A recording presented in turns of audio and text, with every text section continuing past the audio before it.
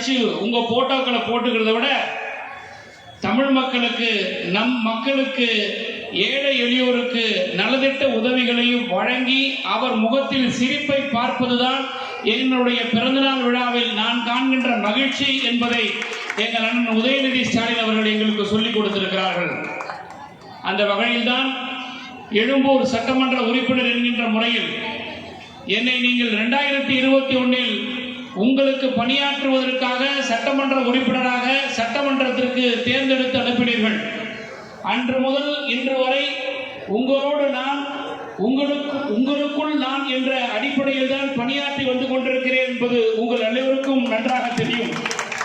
அது மழை இருந்தாலும் சரி, வெள்ளம் இருந்தாலும் சரி, அல்லது எந்த பாதிப்புகள் இருந்தாலும் சரி, என்னுடைய கவனத்திற்கு வரக்கூடிய எந்த பிரச்சனைகள் இருந்தாலும் சரி, களத்தில் உங்களோடு வந்து நிற்கக்கூடியவன் தான் நான் என்பதை நீங்கள் நன்றாக உணர்ந்திருக்கிறீர்கள், அறிந்திருக்கிறீர்கள் என்பதை மாற்று கருத்து கிடையாது. இந்த பகுதியில் என்னென்ன தேவைகள், என்னென்ன பிரச்சனைகள் என்பதை பொதுமக்களாகிய நீங்களே என்னிடத்தில் நேரடியாக தொடர்பில் இருக்கிறீர்கள். என்னுடைய அலுவலக எண் உங்களிடத்தில் இருக்கிறது.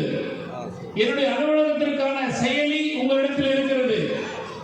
என்னுடைய அலுவலகம் அல்ல, என்னுடைய எண்ணம் உங்களிடத்தில் இருக்கிறது. ஒரு குப்பை எடுக்கவில்லை என்றாலும் கூட பொதுமக்கள் என்னிடத்தில் நேரடியாக தொடர்பு கொள்ளுகிற அந்த இணைப்பு உங்களிடத்தில் இருக்கிறது. ஒரு இடத்தில் நள்ளிருளே மின்சாரம் கிடைக்கவில்லை என்றாலும் கூட பொதுமக்களாகிய நீங்கள் என்னிடத்தில் நேரடியாக தொடர்பு இருக்கிறீர்கள். ஒரு சட்டமன்ற உறுப்பினருக்கு எது பெருமை என்றால் தொகுதியுடைய மக்கள் நேரடியாக தொடர்பில் இருக்கிறார்கள் என்பதுதான் பெருமை. அந்த பெருமையை தேடித்தந்தது அது உங்களுக்கு தான் சாரும். நான் மக்களுக்காக உழைப்பதற்காகத்தான் என்னுடைய தலைவர் என்னை உங்கள் கையில் பிடித்து கொடுத்தார். நீங்கள் நம்பிக்கையோடு என்னை சட்டமன்றத்திற்கு பெருவாரியான வித்தியாசத்தில், இன்னும் பெருமையாக சொல்ல வேண்டும் என்றால், எழும்பூர் வரலாற்றில் 40,000 வித்தியாசத்தில், வாக்குகள் வித்தியாசத்தில் வெற்றி பெற செய்த பெருமை உங்களுக்கு மட்டும்தான் சார்.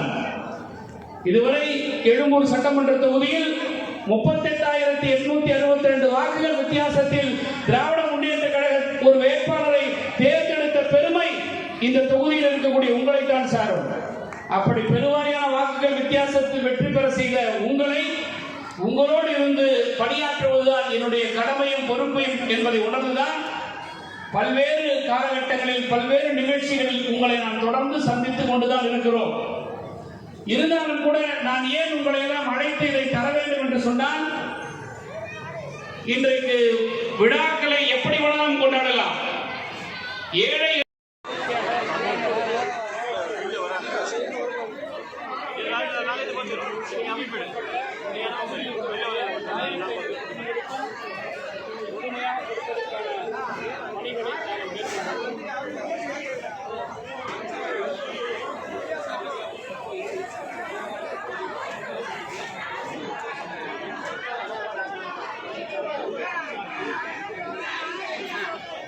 தினந்தோறும் எதிர்கட்சி தலைவர் எடப்பாடி பழனிசாமி அவர்கள் தமிழ்நாட்டில் அரசியல் இப்படி கொண்டுதான் செலுத்தப்படுகின்ற ஒரு பரிதாப சூழ்நிலை இருக்கிறது. காரணம், அவருக்கும் கட்சிக்கும் தொடர்பில்லாத ஒரு சூழல் தான் ஏற்பட்டு கொண்டிருக்கிறது. அவர் எந்நேரம் திராவிட முன்னேற்ற கழகத்தை பற்றி தான் சிந்தித்துக் கொண்டிருக்கிறார். நேற்றைக்கு கூட எங்களுடைய முதலமைச்சர் அவர்கள் மாண்புமிகு முதலமைச்சர் அவர்கள் சொல்லியிருப்பது போல அவர் மேக்கப் போட்டுக்கொண்டு விதவிதமாக போய் சொல்லுகிறார். மேக்கப் போட்டுக்கொண்டு சொல்லுகிறவெல்லாம் அந்த சாயம் விழுந்த பிறகு மக்களுக்கு தெரியும். எனவே உண்மையான ஒரு எதிர்க்கட்சி தலைவராக அல்லது மக்களுக்கு பணியாற்றக்கூடிய ஒரு தலைவராக இல்லாமல் அவர் மண்ணை காப்பாற்றிக் கொண்டிருக்கும், அரசியலுக்கு நிறுத்தி தக்க வைத்துக் கொண்டிருக்கும் திராவிட முன்னேற்ற கழகத்திற்கு அவதூறு கருத்துக்களை பேசுவதுதான் அவருடைய வேலையாக இருக்கிறது தவிர, ஆனால் இன்னும் கொஞ்ச நாள் அவர் நேற்றைக்கு கூட உயர்நீதிமன்றம் ஒரு கருத்து தெரிவித்திருக்கிறது. ஏன் எடப்பாடி பழனிசாமி அவர்களை நீங்கள் சம்மன் கொடுத்து விசாரிக்கவில்லை என்று கேள்வி கேட்டிருக்கிறது.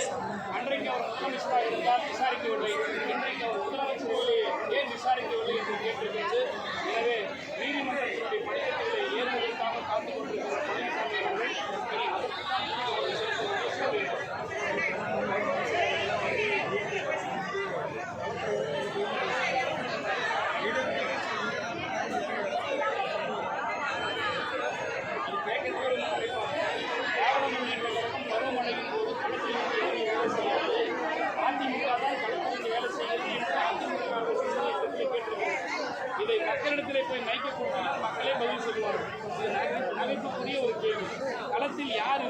யார் இல்லை என்பது இங்கே இருக்கக்கூடிய பொதுமக்களுக்கு நன்றாக தெரியும்.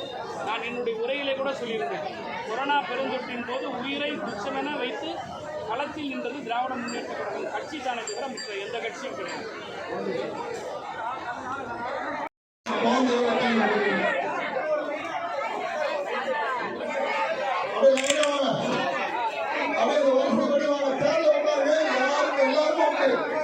கடைசி வரையில் சட்டமன்ற அவர் திருச்செல்வனாலே வழங்கியிருக்கிறார். தயவு கூர்ந்து அமைதியாக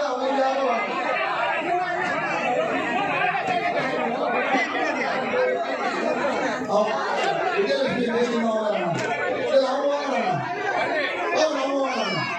தேவி தேவி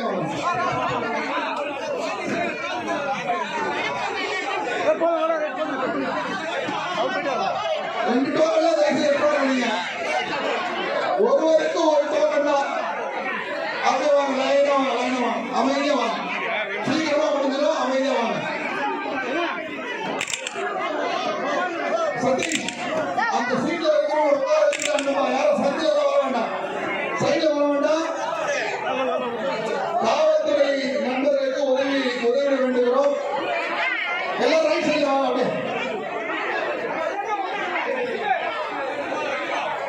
அப்படியே எல்லாம் ரைட் சைட்ல வாங்க. அழகா போது பாருங்க. இதே மாதிரி அமைதியா சீக்கிரமா முடிஞ்சிடும். யாருமே முண்டி அடிக்க வேண்டாம்.